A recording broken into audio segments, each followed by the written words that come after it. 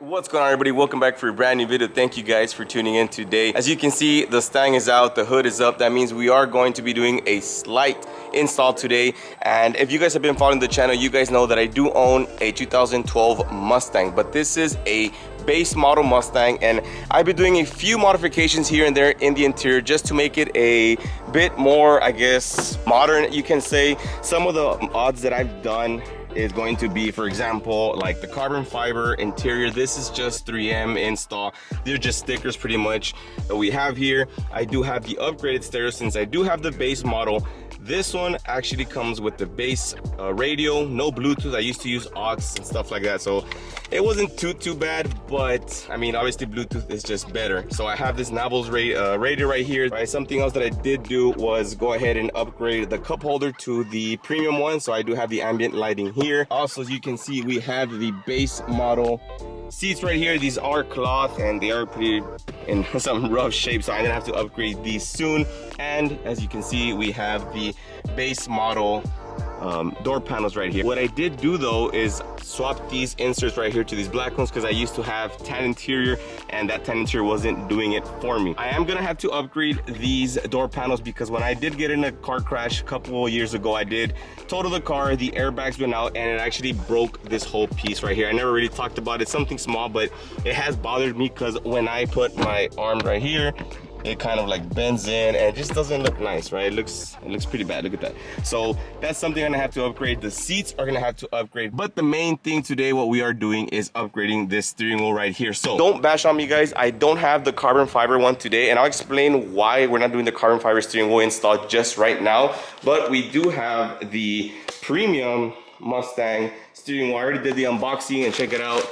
Way better. This is off of a 2014. I don't need the airbag, so that's gonna make it easier for me. The reason why I got this instead of the carbon fiber one right now, and I probably will maybe in a couple of months, is because since I do have the base model steering wheel, I do not have the trims nor the buttons needed for the carbon fiber steering wheel. So if I were to buy those separately, I have 3 trims right here, which would have been $50 each. So we're talking about $150 plus the buttons, 50 and 50, which puts us at $250, guys. And actually paid $110 for the steering wheel. Technically $125 with shipping, but the steering wheel itself was $110. So I actually saved myself a couple, maybe about what, $120 from buying everything separately. When doing the steering wheel upgrade, whether it's a premium model or a carbon fiber steering wheel, the first step you want to take, no matter what, is remove or disconnect, not remove, but disconnect the battery. So I just right now have the negative disconnected, so there is no power running currently through the car because you do not want to risk having the airbag deploy, right? So now after the battery's disconnected, you have these 2 little push buttons right there. You're gonna have to knock those out, so you can get like a prying tool or like a flathead or something, knock those out. And I believe these are 8mm, so you can get your ratchet, and then you have 1 on each side, so you can go ahead and remove those first. These are actually not tight at all, guys, so it literally takes little to no effort. But another step to take into consideration is do line up your steering wheel, guys. Have the steering wheel just straight up. Make sure the wheels are straight in the front as well before going ahead and removing your steering wheel. So now once both of those bolts are removed, you just want to wiggle your airbag a little bit, start removing it. You don't want to yank it, guys. Don't yank it yet because you do have some wires that are connected. Let me put the camera down. It is a little difficult since I am filming by myself, but you take it out slowly, as you can see right here, and then you're gonna have to disconnect these little 2 clips right here. There you go, guys. Again, super important, disconnect your battery, and this way you guys can preserve your airbag and you avoid any accidents. Once that is out, guys, if you don't have the U right here, you're gonna have to, on your new steering wheel, you're gonna have to just take this one out. That way you can install it on your new one. But since our new one already has it, we don't have to worry about this one. We just gotta worry about this guy right here, which we will be using a 15 and 16 for it, I believe. Yep, right here. Again, hold the steering wheel tight, that way it can remain straight, and then we should start removing it right away. It did need an extension for this, so in there, hold the steering wheel tight, and there you go, loosen it up. So just like that, bolt is out, and with some wiggling, we should have the steering wheel removed. Although this is just a premium steering wheel, I am so excited, guys. I've been used to just seeing this view for the past, what, 6-7 years now, and just something new. I'm really excited. Wow, honestly, it's just way better, way better. What we're gonna do now is plug everything back in, and then these go to the airbag. But before that, you just reverse everything you just did, guys. So where is the bolt? Right here. It's not that difficult, guys. I did check out a few videos, so shout out to Derek Barron Productions, Jacob Ardoti.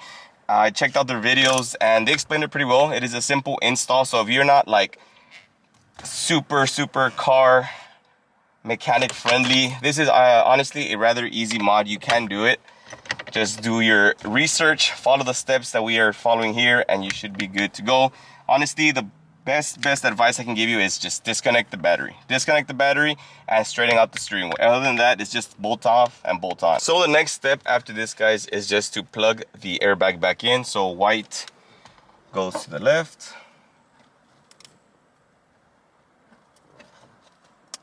and black to the right. Make sure you hear the pop. Put the steering wheel back in, and we should attach these 8mm back in here. I don't want to tighten it too much. I just want to get it just right, because like I said, I do plan on getting the carbon fiber one, so I don't want to make it difficult when I do upgrade again. Let me know what you guys think. Way better. I like it. Honestly, I like it. So the last step is just connect the battery and make sure everything's working. Looks cool, man. On it, like I said, it just kind of refreshes the way the car feels, the way the car looks. Just makes you feel a little better.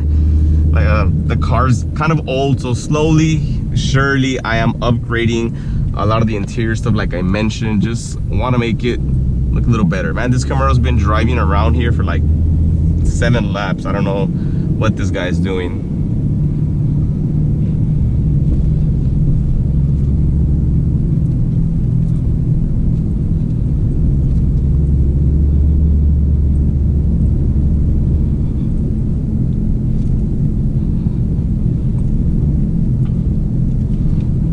Man, if I'm excited for this right here, I just imagine how the carbon fiber one is gonna like look. Like it's gonna just be amazing. Just can't wait for that one. But even this, like even this right here is just awesome. It's just a quick little drive around, see what's up.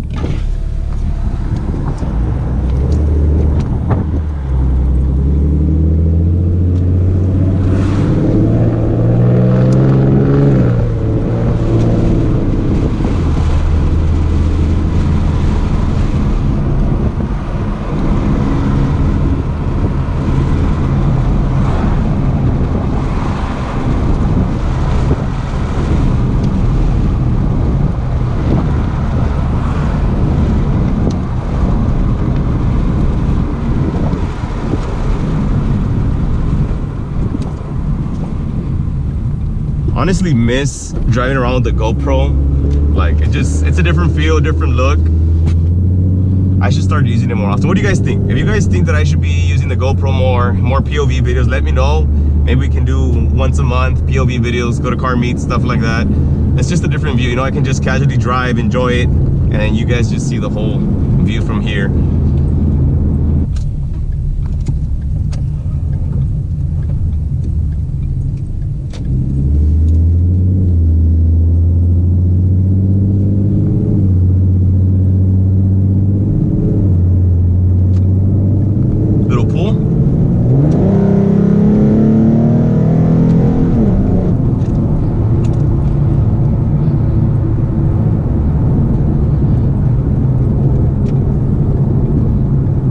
Another mod that I've seen, guys, and I don't know if it'll be too tacky or like if all the manual drivers are gonna hate on me, but just to swap this one out, I saw someone sells a knob, a shifter knob. Obviously this is automatic, but it's a little ball like the manuals have, and it's pretty cool because they'll have it color coded to like your car. So like I'll have it U6, which is red candy.